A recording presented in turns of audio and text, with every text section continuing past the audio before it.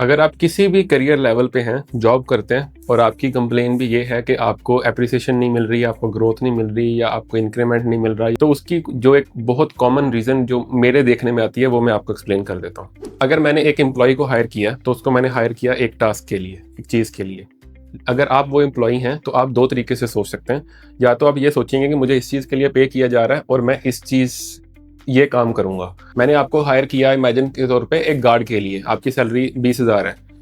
6 महीने बाद भी तो आप वही काम कर रहे हो ना, गार्ड ही हो। तो मैं सैलरी 20,000 से 25,000 क्यों करूं? जो काम मेरा 20 में हो रहा है वो 25 में क्यों हो? आपको ये माइंडसेट चेंज करना पड़ता है। माइंडसेट चेंज करने का मतलब ये है कि आपको रिस्पॉन्सिबिलिटीज टेक ऑन करनी पड़ती हैं। पहला कदम आप बढ़ाएंगे। आप कहेंगे कि भाई मुझे इस चीज के लिए हायर किया गया था, या तो इस काम को मैं पहले से बहुत अच्छा करने लग गया हूँ, या फिर मैं अब इस काम के साथ ये काम भी करने लग गया हूँ। जब आपकी एक्सपर्टीज ग्रो करेंगी तब आपको वैल्यू मिलेगी, तब आपको अप्रिसिएशन भी मिलेगी।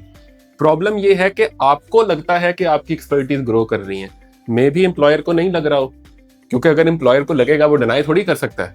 अगर मैंने आज एक बंदे को हायर किया 20,000 पे, 20,000 का काम करने के लिए, वो बंदा 6 महीने बाद 40,000 वाले बंदे का काम करना शुरू कर दे, तो आपको क्या लगता है कि एम्प्लॉयर को नहीं पता कि ये बंदा 40,000 वाला काम कर रहा है? और एम्प्लॉयर ये नहीं सोचेगा कि यार अगर इस बंदे को मैं अभी 30 कर देता हूँ, नहीं तो कोई और इसको तोड़ के ले जाएगा। अपनी ग्रोथ का सिर्फ तरीका ही ये है, किसी भी कंपनी में ग्रो करने का तरीका ही ये है कि और ज्यादा रिस्पॉन्सिबिलिटीज टेक ऑन कर ले। जो आप कर रहे हो उससे एक हाथ आगे बढ़ो, एक अगली रिस्पॉन्सिबिलिटी अपने ऊपर टेक ऑन करो।